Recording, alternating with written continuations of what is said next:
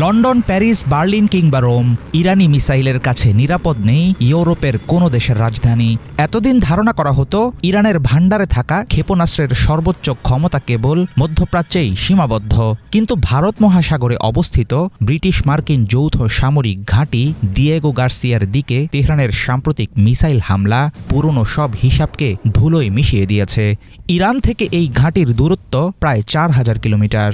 অবশ্য পশ্চিমাদের দাবি ইরানের ক্ষেপণাস্ত্র কোনো সুনির্দিষ্ট লক্ষ্যবস্তুতে আঘাত করতে পারেনি। তবে ফলাফল যাই হোক, তেহরানের এমন শক্তি প্রদর্শন এর মধ্যেই কেড়ে নিয়েছে পশ্চিমা নীতি নির্ধারকদের ঘুম। প্রশ্ন উঠেছে, এবার ইউরোপেও কি জ্বলবে ইরানি প্রতিশোধের আগুন?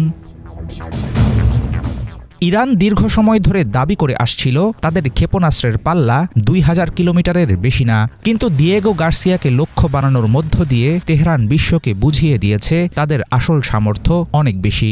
ধারণা করা হচ্ছে এই অভিযানে খোররামশাহ 4 এর মতো শক্তিশালী মাঝারি পাল্লার ক্ষেপণাস্ত্র ব্যবহার করা হয়েছে।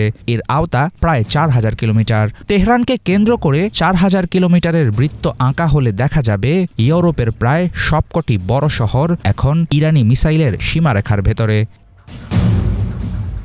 মার্কিন ও ব্রিটিশ শক্তির গুরুত্বপূর্ণ সামরিক ঘাঁটি ডিয়েগো গার্সিয়া এশিয়া এবং আফ্রিকার আঞ্চলিক সীমানায় আমেরিকার স্বার্থ রক্ষায় মূল ঢাল হিসেবে কাজ করে এই মিলিটারি বেজ। এখানেই B-2 সহ পরমাণু অস্ত্রবাহী অত্যাধুনিক সব যুদ্ধবিমান মোতায়েন রাখে আমেরিকা। 1979 সালে ইরানি বিপ্লবের পর দ্বীপটিতে দেখা যায় সামরিক কার্যক্রমের ব্যাপক বিস্তার। 2001 সালে টুইন টাওয়ার হামলা পরবর্তী পরিস্থিতিতে যুক্তরাষ্ট্রের অন্যতম ব্যস্ত সামরিক কেন্দ্রে পরিণত হয় ডিয়েগো গার্সিয়া। মধ্যপ্রাচ্যের যে কোনো সংকটে দ্রুত হস্তক্ষেপ করার জন্য এই ঘাঁটিকে তাসের টেক্কার মতো ব্যবহার করে থাকে ওয়াশিংটন। ডিয়েগো গার্সিয়ার দিকে ইরানি মিসাইল উৎক্ষেপণের কথা স্বীকার করেছে ইসরায়েল।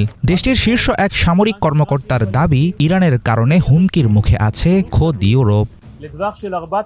ইরান 4000 কিলোমিটার পাল্লার একটি 2 স্তরের আন্তঃমহাদেশীয় ব্যালিস্টিক ক্ষেপণাস্ত্র ছুড়েছে, যার লক্ষ্যবস্তু ছিল ডিয়েগো গার্সিয়া দ্বীপের একটি মার্কিন ঘাঁটি।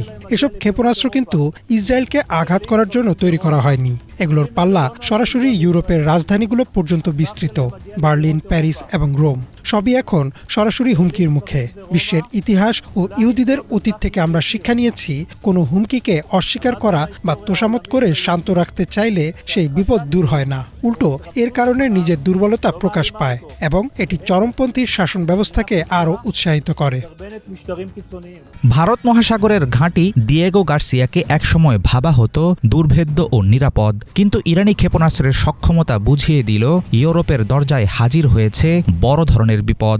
ইরান যেন বিশ্ব নেতাদের বার্তা দিতে চাইছে, সংঘাতের আঁচ শুধু মধ্যপ্রাচ্যেই সীমাবদ্ধ থাকবে না। সামরিক বিশ্লেষকদের ধারণা, মহাকাশ গবেষণা কর্মসূচির আড়ালে ইরান হয়তো গোপনে তৈরি করছে এমন কোনো প্রযুক্তি যার মাধ্যমে সুদূর যুক্তরাষ্ট্রের মাটিতেও সরাসরি আঘাত হানা সম্ভব হবে। তেহরানের ক্রমবর্ধমান ক্ষেপণাস্ত্র সক্ষমতা অচিরেই হয়তো হয়ে উঠবে পশ্চিমাদের চরম বিপর্যয়ের কারণ। হাফিজুল ইসলাম, বাংলা ভিশন।